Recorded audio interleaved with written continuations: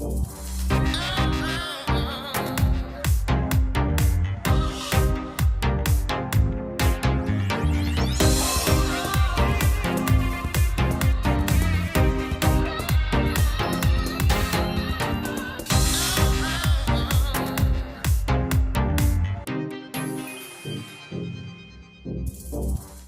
everyone, you are watching the UK's only TV programme that's dedicated to your mental health and well-being, The Chrissy Show.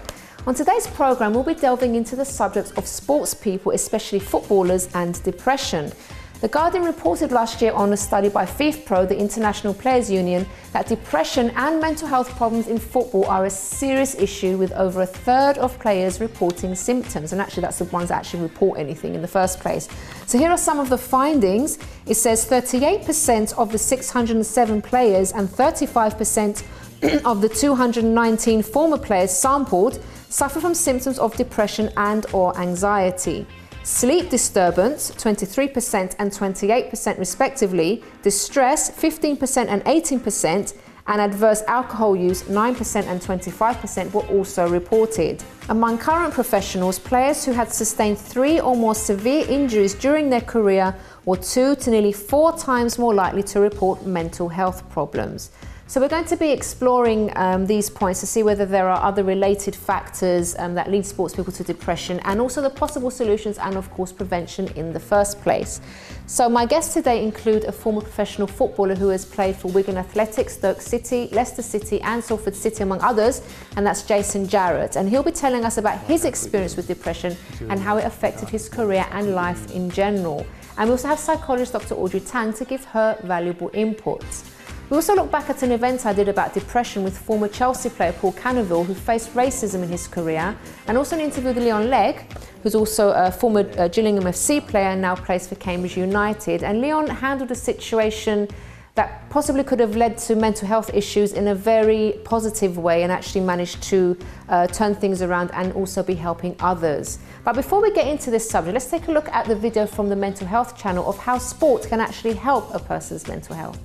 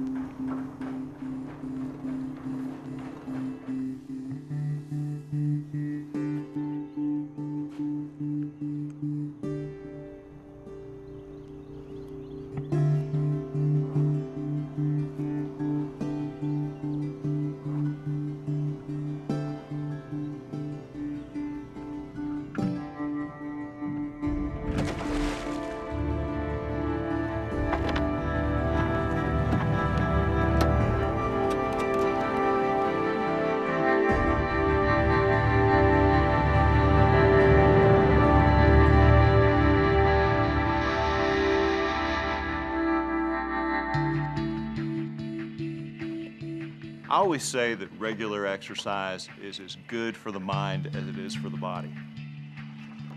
When I come out here in the morning, it's quiet, and this is an opportunity for me to kind of get out on the water and be by myself for a little bit, to focus and to concentrate. This is far more than just getting out and being fit. It's critical to my mental health.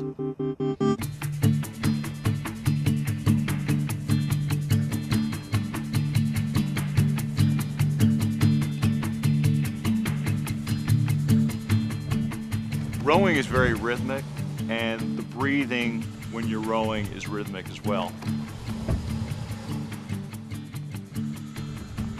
It's important that you maintain that oxygen flow, not only to the muscles, but also to your mind, to keep your mind open and functioning properly.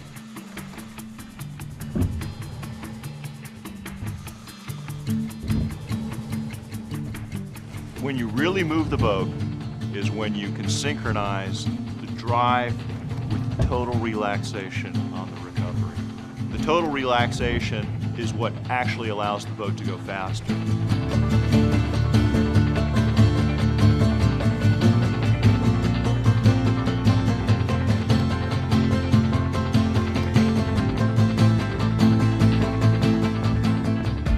you're in the zone, that's when the strength, the conditioning, and the mental focus all come together, and the more mentally focused you are, the faster the boat goes.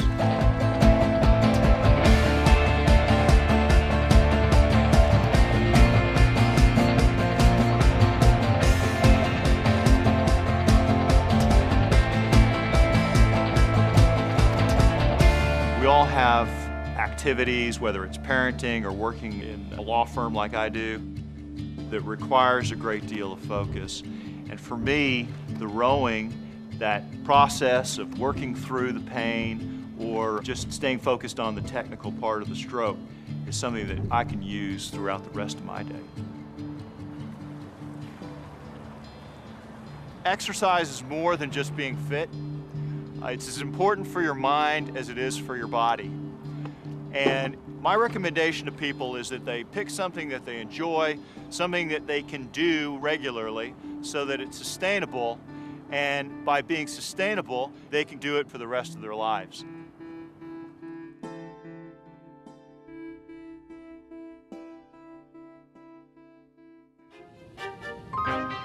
So thank you very much to the Mental Health channel for that video, and if you want to know more about them, you can find their details on our website chrissybshow.tv under contributors. So now it's time to go to the news with Helena Shard.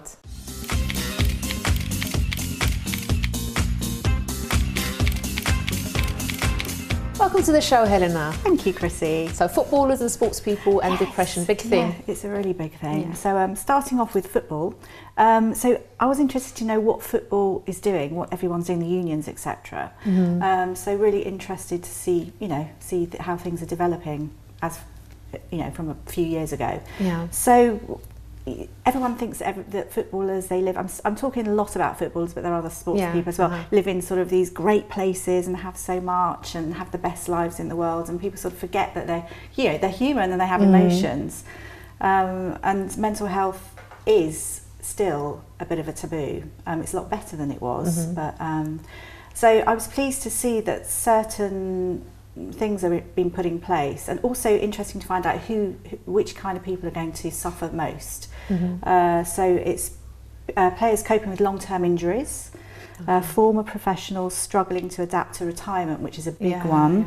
Youngsters rejected from sport after failing to win new contracts, and that's quite high. So, so the PFA, the Footballers Guidebook's been introduced, which is great, and also you've got to give credit to the players' unions, clubs and federations who are now trying to understand depression. And there's a great video which is been put out by Copa 90, part of the Guardian Sport Network, and it really talks about, it's called the Unseen Battle documentary, and it talks about the mental health charter, which actually it's quite long-winded, but it's really interesting, which was created in March. Head of Player Welfare Michael Bennett hopes that people won't suffer in silence, that's footballers. And a really good thing is the Mental Health Football UK, set up by Colin Dolan, and that's to do with football therapy, and that saved his life.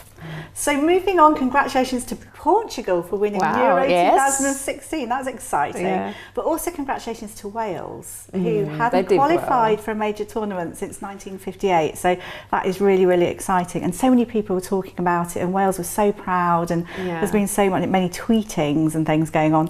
But most importantly, Gary Speed, who was the manager who formed the whole Wales team, was talked about in huge depth. And he would be so proud, because obviously 5 years on he took his life, unfortunately, and no one knew about his depression at all. And I think really from then, that's when things started to improve, and unions got involved, and people realised that mental health, shock to everyone. It was a huge shock. I think he'd been on a TV programme as well. Was it the day before, or a couple of days before? Or day before, and then a few hours later. Actually, one of our guests later was influenced. I won't say how, because you guys are going to watch his interview later, but it had a big impact on him. So anyway, so great that they were obviously in the semi-final. Moving on as well, I think because of that, there was a Footballer's Suicide Secret, a BBC Three documentary, was brought out, and footballer Carlisle, again, he was working on the documentary. He also suffered deeply from depression, still does. He was a player for QPR and England's under-21, had the nice flat, had everything. And he suffered a knee injury and convinced himself that without football he was nothing, because obviously it was his identity. Yeah, take that away, and he felt like he was nothing, and he tried to kill himself.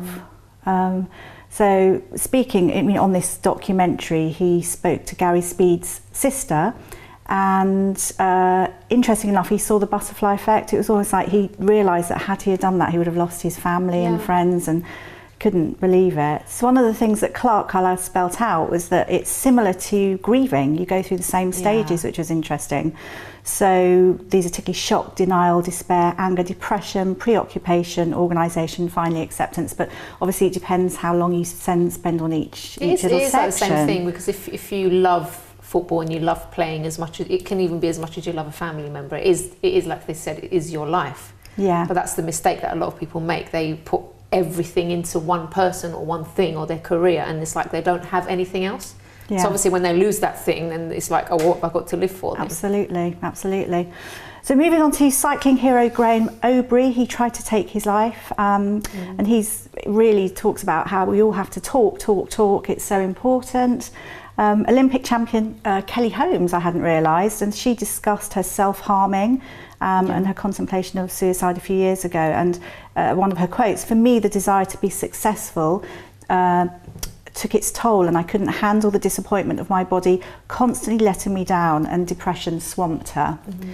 So yeah, that was her. And John Kirwan, he's a famous All Black rugby player, and he spoke about his depression.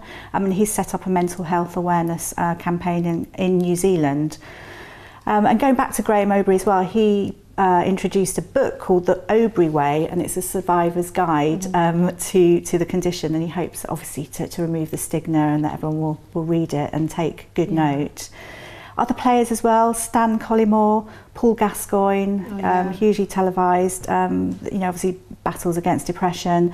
Former New Zealand captain Chris Jackson, 45 now, he played as a schoolboy for Wimbledon, and he didn't make it into the European football. It led to depression, and he now actually works as a cleaner at a university. So I mean, the difference, can you imagine going through that transition?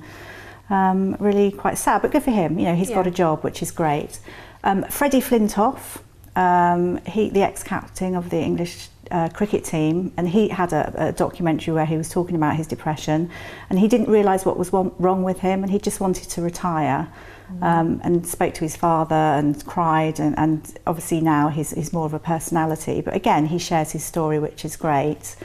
And the Dwayne Johnson, who's known as The Rock, do you know him, the WFF, is it right? WWF fighter? You don't know. I'm going to say, just in case I get it wrong. Yeah, go on. He's great. I think the good thing, this is a different one. He said actually depression led to his career-defining moment of becoming a wrestler. He was actually a footballer, a Canadian footballer, and he didn't make it. He just couldn't get to where he wanted to get to. They dropped him. So he went, he carried on and worked really hard, built his body up. He's very, very muscly. And his faith got him through it. And the funny thing is, they didn't want him to do it. His father, an ex-coach, said, don't do it. And he really went for it. And now he's just one of the most successful WWF wrestlers come actors there is. Amazing. So good for him. Really good. Thank you very much, Helena, for the news, and we'll see you again next time. Right guys, so now it's time to look back at an event I did about depression with former Chelsea player Paul Canaville, who faced racism in his career, and also we have an interview with former professional footballer Jason Jarrett, telling us about his own battle with depression.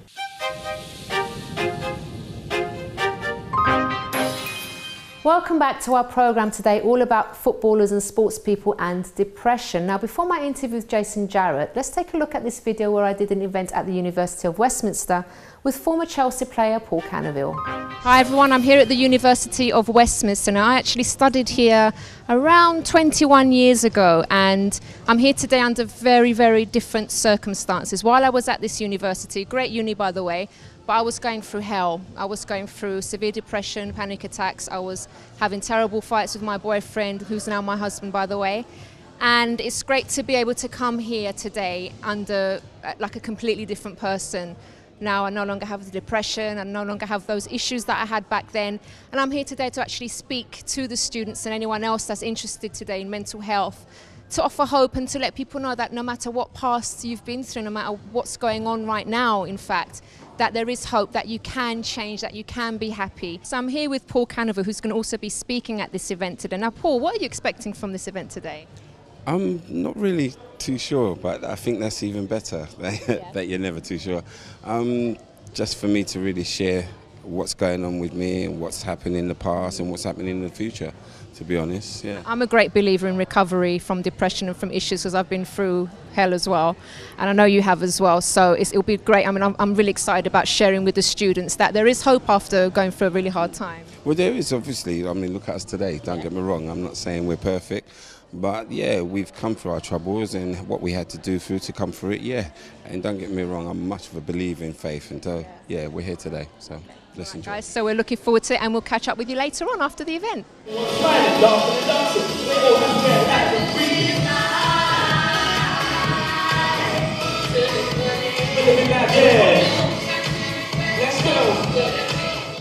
Is it just a case of being sad, or is it different? Depression? Depression, for me, when I was going through it, it was there constantly. Sometimes worse than other times. Like, for example, evenings were terrible for me. Once, it started to get dark, I used to feel worse, and then that's when the panic attacks would start. But it's not just because everyone goes through sad moments, but depression is different. It kind of takes something away from inside of you. I learned to see depression as an intruder. Like, it wasn't meant to be there, it's not meant to be a part of me.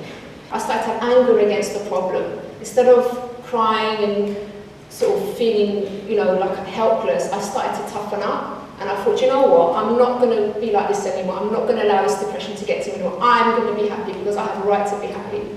And I couldn't understand until I reached that point. I actually understood what he meant, because he was directing me what was going on in my life. And it was like, the first one, it was such a help. It's like I came out there with my head feeling a lot lighter than it usually is. And my shoulders are a lot more sturdy, I could walk a bit more better. And I was like, I couldn't wait to return. No matter how life is for you at the moment, don't lose hope, because things can change for you, things can be better, and you can be happy. That's the message I always, try to put out on my show as well. You can break everything I am. You can break everything I am, like I'm made of clay. I found it really impressive. It's interesting to hear, people who have really suffered from the depression and how they've integrated into their lives and how they've finally found their way out. Some of the views that they had were very different to my views, but it's always interesting to get other people's aspects on. I think depression is kind of a really broad description of something that's, I guess, it could be more specified for the individual. So it's interesting to hear what other people have to say about it. And is there anything that you can take, either of you can take away from this event and maybe apply in your own lives? I guess their opinion on how friends can help someone, or girlfriend, boyfriend, can help someone that is suffering depression, definitely. I guess people take help in different ways, so it's good to hear different opinions. Yeah. The bottom line of what we're trying to get across is that the first step is to open up. And that's how you can start to find help and start to recover from depression, because you can recover from it. And I think it's great that you think that too. Yeah, no, you can. And, there's a lot of hope. And I think people do recover. I mean, people tend to recover, and that's what we have to remember. But as you say, and Paul say, you can do a lot to help yourself. And getting help is the first step. So don't try and do it on your own. Because, I mean, as you say, depression isn't sadness. It's really being, it's quite a horrendous experience, and you need help. All right, so guys, I really hope you've enjoyed the footage that we've shown you today. We've had a great time here, and who knows, we might be doing some more events very soon together. Who knows? All right, so that's it from us, and we'll see you again next time. Well, now it's time to watch the first part of my interview with former professional footballer Jason Jarrett, and he's going to be telling us about his own battle with depression, and it did get really serious. Welcome to the show, Jason. Thanks so much for coming today. So first of all, tell us about your childhood growing up. What was that like for you? Yeah, my childhood was good. Yeah, I grew up with my grandparents. They were from Jamaica, so we kind of grew up in a kind of I wouldn't say strict, but like a church background. They were very much churchgoers, so obviously every Sunday and Saturday I had to go, well, dragged to church kind of sort of thing when I was very young and stuff. But it was good, you know, they were fantastic people. Yeah, they were great childhood. And when did you actually realise that you wanted to be a footballer? Was that at quite a young age, or that come later? Yeah, it was just very much when I was growing up, 8, 9 years old. I was always playing in the playground with my friends and smashed more than enough windows, and my granddad told me off many enough times. But yeah, around about that time I was always playing a lot, and actually it kind of stopped me from going to church actually when I got to about 10, 11, because obviously football took over, and on Sundays I had to go and play football instead, which my grandma kind of like wasn't very happy about, but yeah, we did it, yeah. Was she also proud of you for doing the football? Yes, definitely, yeah. You know, when you come home with a couple of trophies and stuff when you're 12 years old and stuff, yeah, that kind of made up for it. Okay. Yeah, but I still had to say my prayers at night, so yeah, it was good. And when did you actually get into football professionally? What happened in that stage? Very fortunately, at the age of 16, I got asked to move to Blackpool. So kind of packed up my bags at 16 and left home. And from then on, you know, I was lucky enough to play for numerous clubs after that.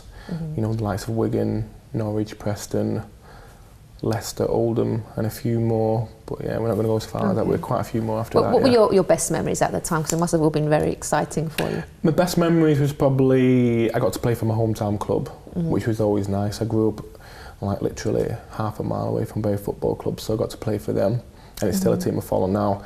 But probably my best memories was playing for Wigan Football Club, where we'd had a couple of promotions and we gained promotion to the Premier League and stuff, yeah.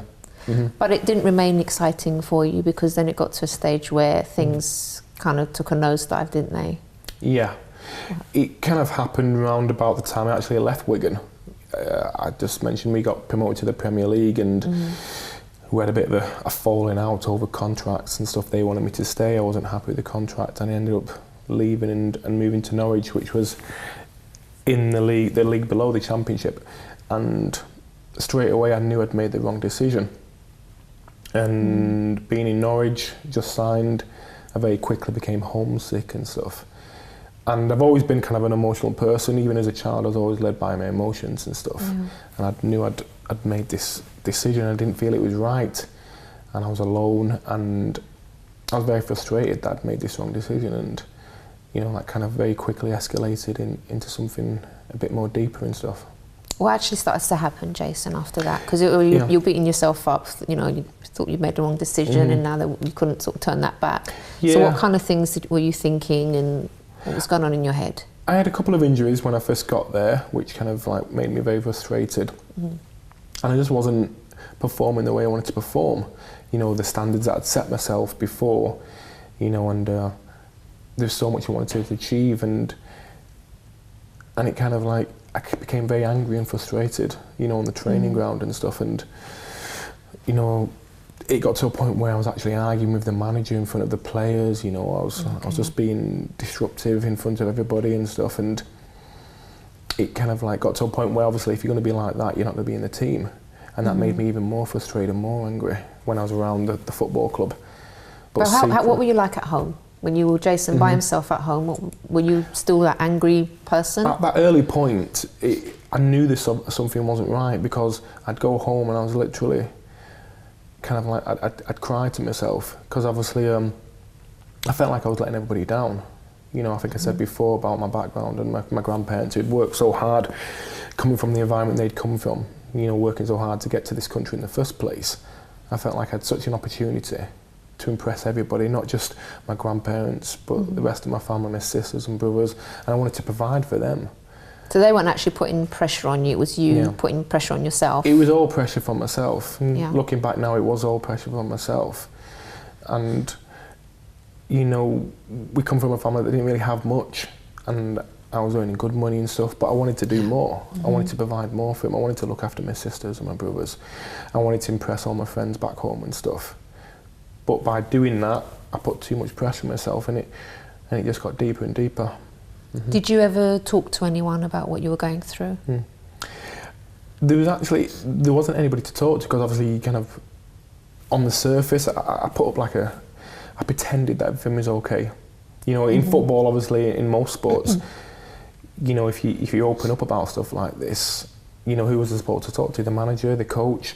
Straight away, if I would have said, listen, something don't feel right here, I don't feel mentally right, straight away they would have said, Jason, well, you're not in the team next week.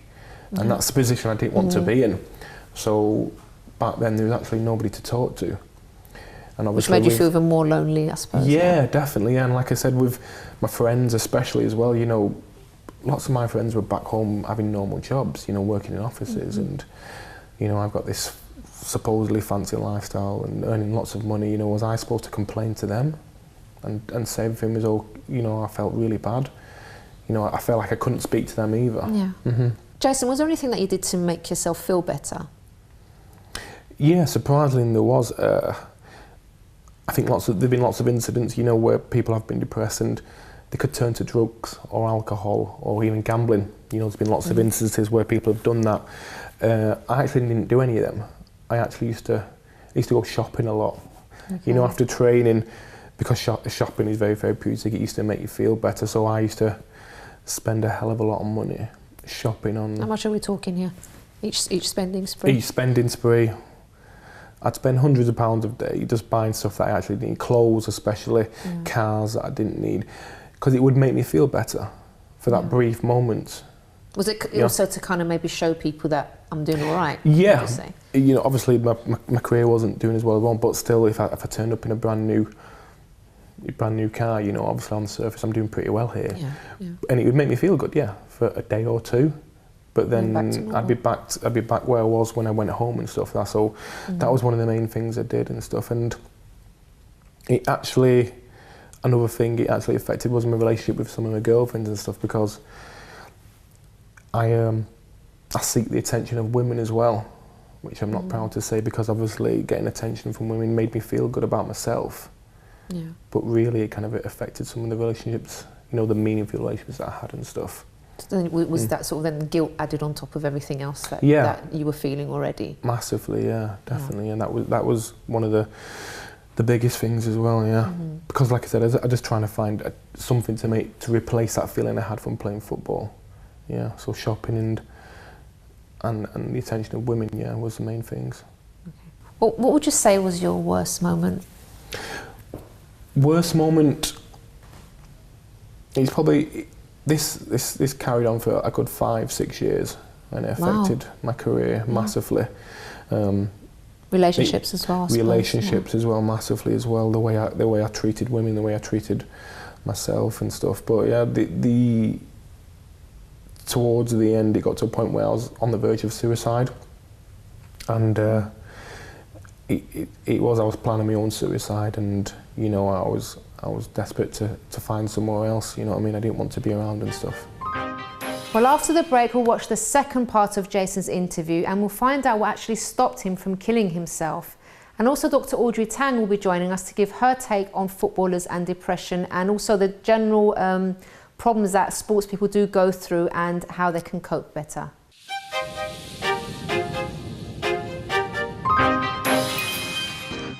Chrissy B, and my show is all about improving your mental health and being happy. Join me every Monday, Wednesday and Friday at 10 p.m. on my channel Sky 203. Visit chrissybshow.tv for more information and subscribe to our YouTube channel Chrissy B Show. You can also follow us on Twitter and Instagram at Chrissy B Show and on our Facebook page, The Chrissy B Show.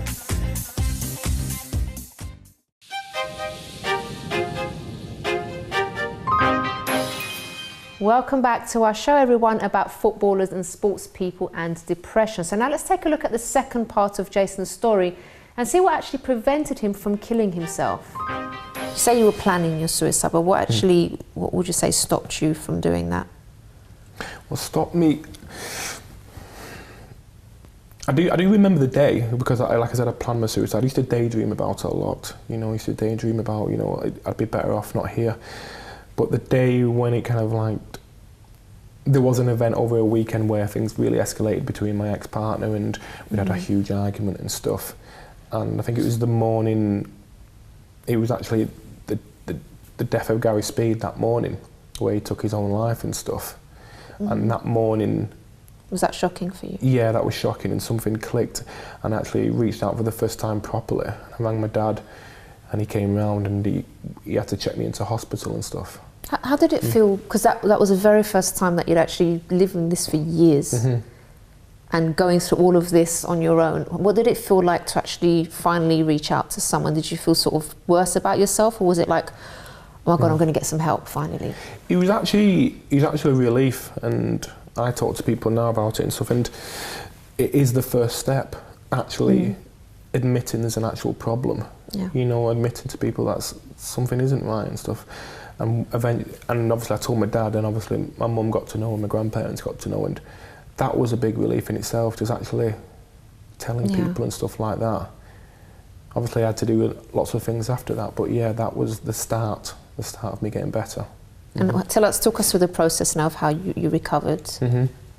Yeah, well, I initially saw lots of different therapists, no disrespect to them, but I never really got that connection with them. I think it's very important when you start to speak up and open about your feelings and stuff, that you get connection with people. And eventually I came across a good friend of mine now and mentor, Mr. David Wilson, and we kind of worked through it together and spoke about the issues we had and stuff, and that was the real turning point and stuff. So you felt like you were really able to open up to him? And yeah. I think it's all about acceptance, I think. It's when you finally accept that, yeah, you've got a problem, and then you can take that on board and stuff, and then you can start working towards something, a solution and stuff. And how important were your family in your recovery as well? They were massive, because they kind of like reassured me, like, listen, you know, you don't have to provide for us. We're very proud of you anyway. You know, everything you've achieved. You know, and I never really believed that. Like, I couldn't even, during my darkest moments, I couldn't even, you know, even look at one of my old shirts and stuff. I couldn't watch like old footage of anything, because I was just disappointed. I played over 300 games, but I felt like I achieved nothing. But now I'm able to look back and think, you know what, I actually did okay, kind of thing, for myself. You're not so hard on yourself anymore. I'm not so hard on myself anymore, yeah. So I'm in a really good place now. Tell us about what you're doing now, because you're actually a therapist now yourself. I am, yes. It's amazing. I'll mention him again, Mr. Wilson.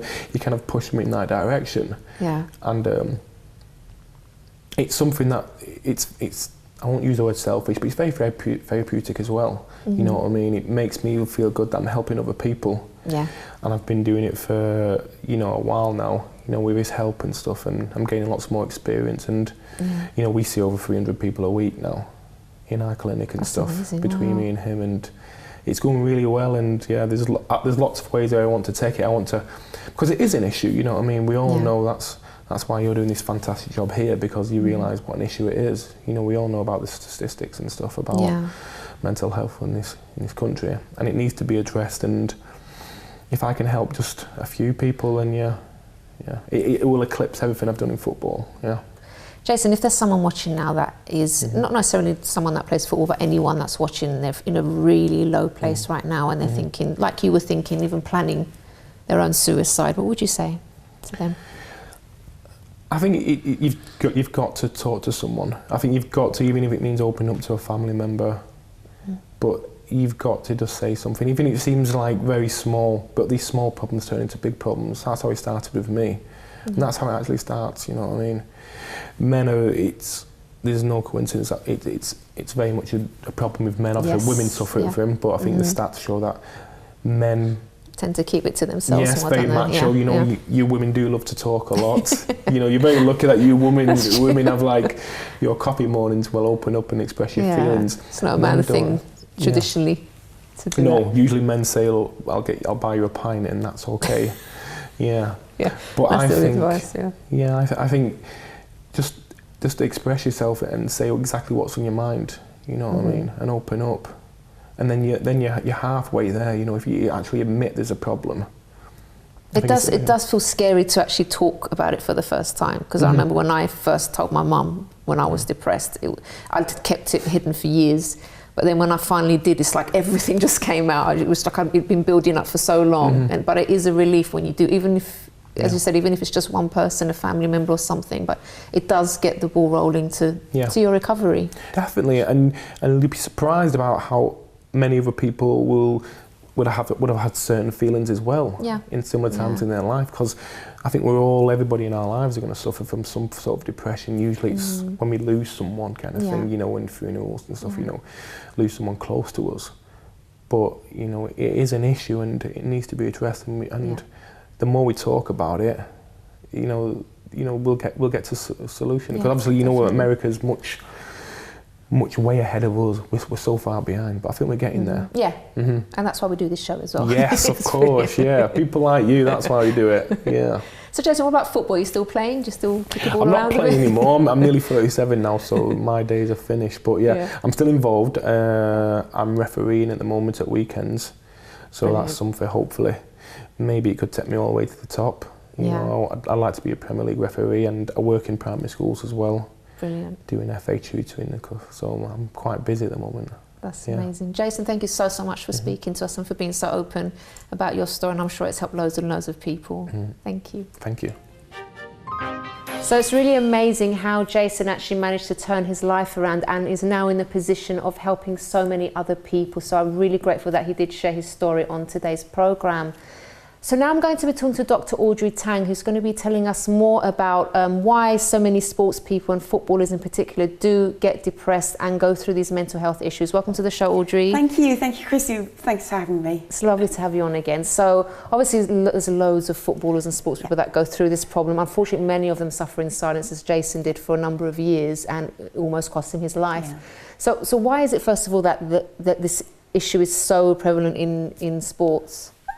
In sports in general, it's because a lot of the time sports people are pushing themselves to the extreme. But not only that, it's very difficult for them to separate what's life and what's work. For most of us, we can do our jobs, we go home at the end of the day, we have our own social lives, we have our own friends.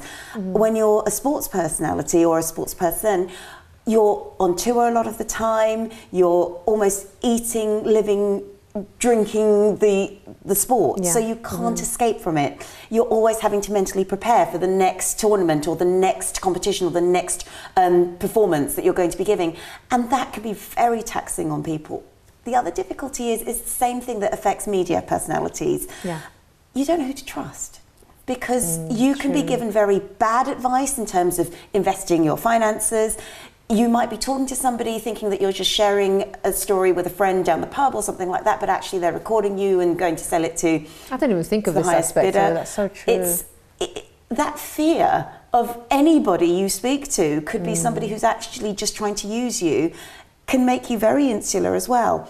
Footballers in particular, when I was looking into this, the sad part is the PFA, the Professional Football Association, have only really recently begun to have a focus on players' welfare. They had a welfare department start up in 2012, which is quite late on when you think about it, but it's being done, so that's wonderful news. But also they find that when players come to talk to them, they all come in and say, oh, I'm just having trouble with my finances, but actually that's not true. They are having trouble with their partners, they're having trouble with managing playing and so on, and they don't want to talk about that. They kind of just want to come and say something that's acceptable, and then it takes a long time to actually work through. They're not getting to the root of it, so it's hard to actually deal with it. The other thing with footballers is your career can be quite short-lived. Sometimes a football career can be over at 27. And if you haven't actually got something to go on to, suddenly all that structure, being told how to train, when to get up in the morning, what to eat and so on, that disappears. And you don't know what to do. And that in itself can be very stressful, because that's a transitioning time. And if you're used to, say, this is sort of, we always used to joke about it with people who used to play rugby at school. When you were playing rugby at school and you were running around on the pitch the whole day, you could eat effectively what you liked. You could drink to an extent what you liked. But when you stop all that exercise and you stop all of that, then what's your body doing? It's not actually getting rid of any of the excess that you're consuming. And so that can be a problem too. Injury is another thing that your guest mentioned. That's a major thing. It's not only the injury which can end your career, but once you've recovered, it's the fear of being injured again. Because again, that can stop you, and then your manager starts saying, leave you on the bench. It's a difficult life to be in, and I don't know. It looks all glamorous, and obviously to a certain extent it is, because you've got all the money, you've got the attention, you've got the fans. But then it's a huge amount of pressure as well. Yeah, huge. The other thing is, what I've noticed, and this is just an observation of mine, not necessarily, there hasn't been research done on it as far as I know. But I was in Germany recently, and they were talking about the German football team, and they were saying, well, the media give them a really hard time if they lose. And I said, well, you know, we do in the UK as well. But there is a difference that I've noticed with the UK media. We get a little bit personal here. And it's not the team's fault, it's individuals. And that can be even worse. If it's the German team, for example, it's often the team as a whole has been at least they can comfort each other. Exactly. But here, I noticed after the Euros, it was terrible. All the memes out about poor old Joe Hart and so on. And then, if it's personal, all you're worried about as a player, even though you're part of a team, is how do I deflect the blame off me? And then you've got no social support. So it's very complex, and it can depend on culture as much as being a footballer and your profession and so on, but it can depend very greatly on which culture you're playing in and working in. I mean, obviously also the fame and all the attention that footballers and sports people do get, and then when for example they retire, or if they have to retire early due to injury, all of a sudden not having that anymore can be also really, because they felt loved, they felt like, you know, I'm doing something, I'm making a difference, and now it's like I'm a nobody, which is a big mistake that I think a lot of people do. They sort of put all their energy into one thing or one person, and when that thing's gone, or that person dies, for example, or is not in your life anymore, what are you left with? And that's a major issue, not just in sports, but in life in general. Absolutely. The danger is letting your identity be betrothed to anything other than yourself. And I was reading, it's a lovely book called The Secret Footballer's Diary, and he talks very much about the exhilaration when people are chanting your name and it's exciting. But then when you think about it, if you do one thing wrong, they'll be chanting your name in completely another context as well. So a crowd can turn against you as much as they can be for you. But you're absolutely right. If you're used to getting that adoration and that the glamour, everything that goes with it, it is hard when you suddenly think there's someone younger than me, fitter than me, more popular than me. It's frightening. Audrey, what do you think footballers and sports people can do to prepare, first of all, before even starting their career, and then also during and maybe when they've reached the end of it? It's about having a plan. It's about having an exit strategy, really. Right. It's knowing. A lot of footballers want to sometimes go into coaching, sometimes they change careers completely, but it's wise not to leave it till the end of your career to suddenly make a decision, because then your decision is going to be a knee-jerk reaction. It won't have been thought through, and knee-jerk reactions, as we all know, generally don't always turn out the way we'd like them. But if you have an idea before your career ends to think about, well, what else can I do? What else am I good at? You might be able to put that groundwork in. It doesn't necessarily have to be in that sport. It could be something completely different. And you don't have to follow it through either if you don't like it, but at least you've got a bit of a plan. It's very hard though, because when you're talking about somebody who's very good at their profession, they are expected to eat, drink, live it completely, and they don't have that sort of time to do the other stuff. A friend of mine who teaches at secondary school, she was telling me the other day that she has a couple of young lads in her class who are county players, and they are expected to go very far, and that's very exciting. But because they're always having to go to training meetings and so on, they aren't able to take the PSHE, the physical, social, health, education classes, which are so beneficial to talk about what you can be doing, because it's already assumed, well, they're going to be footballers, therefore all they have to do is just practice and train the whole time. But it's this catch-22. If they have nothing else, then they're at a complete loss when the football career ends. At least if they have an idea of something else that they can do, that will make a huge difference. And for people that are actually already in the sport and they are maybe professional footballers or they're just starting out, what would be a good way to maybe keep grounded and actually look after their mental health? I think sometimes it is actually having the right people around you. Now, whether that's your immediate family, whether it's someone you can trust, good friends. A lot of the time when it comes to stress, social support is one of the best ways of combating stress, and studies have shown that a child who's been brought up with a very supportive, very nurturing family, they tend to be more resilient to the stresses that come along.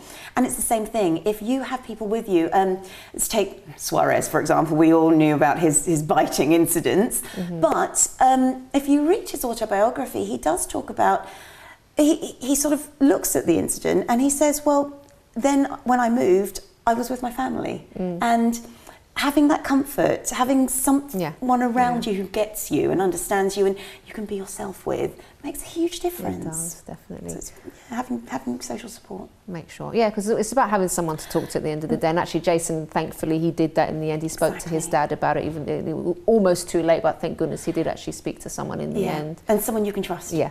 It's that big difference. Audrey, thank you so much for your participation, and we'll see you again very soon. Thank you. Thank you. After the break, we have an interview with Leon Legg, who actually now plays for Cambridge United, and there was a situation that he was going through that could have led to mental health issues, but he decided to handle it in a very different way, and he got the support that he needed and is now doing something remarkable.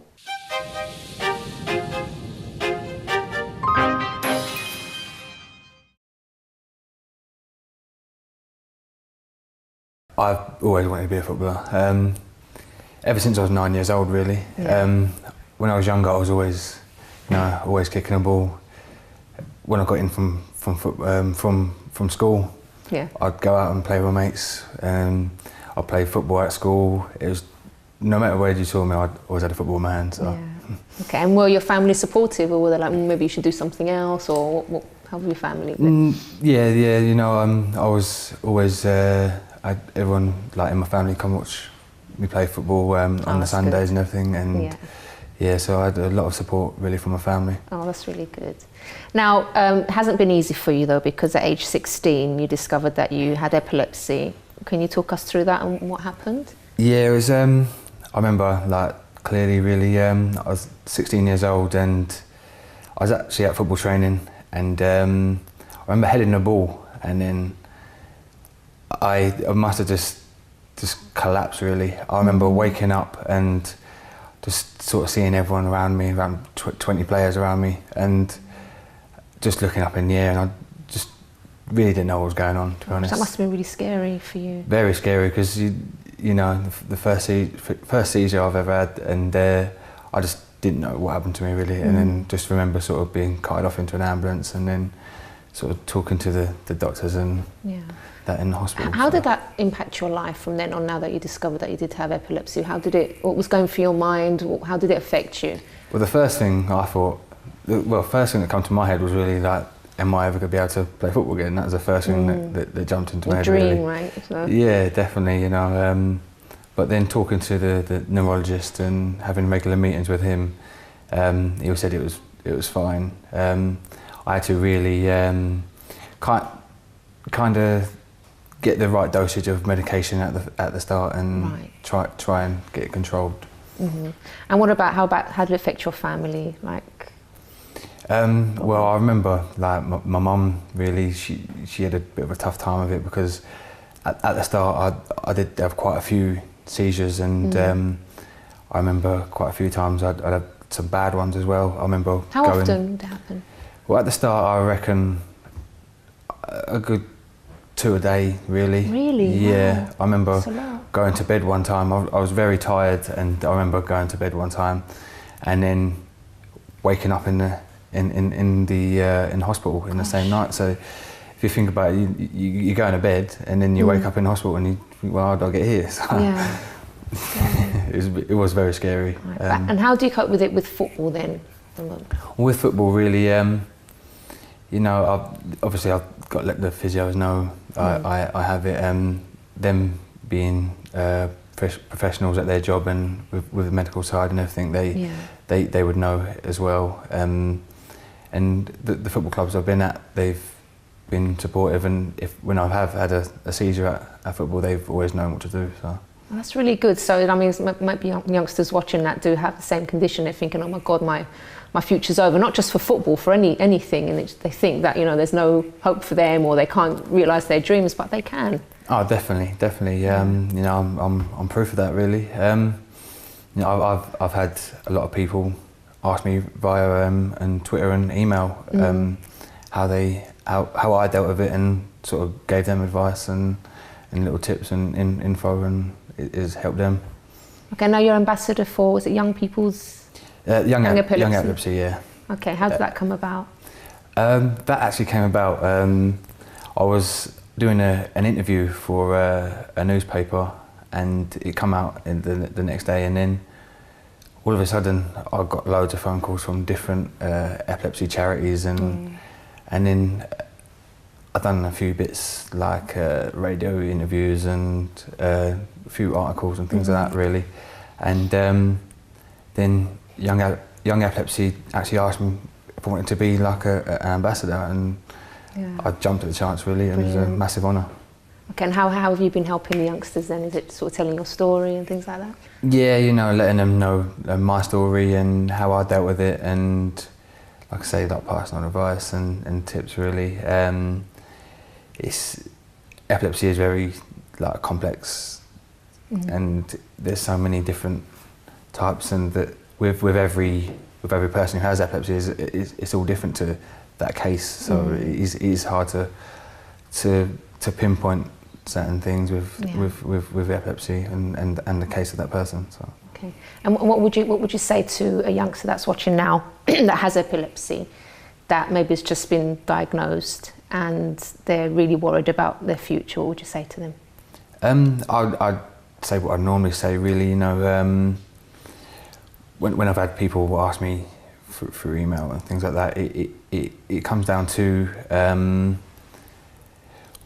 what it is that can set them off to have a seizure, really. So say, like, for example, I've spoke to someone who has a seizure when he plays too much computer games, and because it's a neurological thing, and that can mentally fatigue you if you're playing on a computer for so long. I've advised him, well, if you're playing it for a certain amount of hours, you need to cut that down, because otherwise you're in danger of having... listen. Yes, you're in danger. But you know, I've been there, I've been a kid, and it's hard, isn't exactly it? You the same. I used to play computer when I was younger, so but you know, avoiding that, it can definitely help and cut the seizures down. Definitely. But I can imagine a lot of kids look up to you as well, and it's great what you're doing. Yeah, it's nice to be like an idol to people who have epilepsy, and so there is, you know what, there is good that comes out of sometimes, you know, life hits you with blows, and you start to think, you know, why me? But you can always find something positive, or to help other people with the same thing. So there's always something that you can do with certain problems that come your way, with certain issues, isn't there? Yeah, there's certainly ways around it. Yeah, definitely. I mean, with me, in my case, for me to sort of avoid having a seizure, I have to have plenty of rest, because they found with me, I didn't used to get too much sleep. I used to say have 5 or 6 hours and I'll be all right. But that could cause me to have a seizure, and so you just have to know what the trick is. I would, so with me, I decided, well, if this is what's making me have a seizure, I'll get 8 hours, get 8 hours sleep instead. And what's a good reason to get more sleep? if I did feel fatigued, you know, a little power nap or anything like that, you know, and whereas I'm playing a very high intense sport, then you know, I have to sort of kind of be careful there. So if I felt tired, like say from training or something, then I'd, you know, take a rest and you know. So that was great speaking to Leon there. So we have reached the end of today's programme, everybody, but the main thing that I want to get across through this show, and as we heard when we were speaking to Audrey as well, it's really not a good idea to put all your attention and effort onto only one thing in your life, because as we said, if you put everything, all your whole life on a person or a job, and you lose that thing, it can be really, really stressful, and sometimes people can't even cope with life. They don't feel like they can go on because they now no longer have that job or that person in their life. So it's very, very important to have other things in your life, other people in your life that you love, have other hobbies, other dreams, other goals as well. It might seem like you say to yourself, I can't see myself doing anything else. In one sense, it's a kind of a positive thing, because it means you'll probably dedicate yourself to that thing and be really good at it. But on the other hand, you are treading on dangerous ground, so you should always have a backup plan no matter what. Also, if you have a story that you would like to share on the program, don't forget you can get in touch with us via the website chrissybshow.tv. You can also tweet us at Chrissy B Show or leave a message on our Facebook page, The Chrissy B Show. And if you'd like to know how I overcame depression and panic attacks and all the other mental health issues that I had, you can visit my personal website, mylifeafterdepression.com. Until next time, bye-bye for now.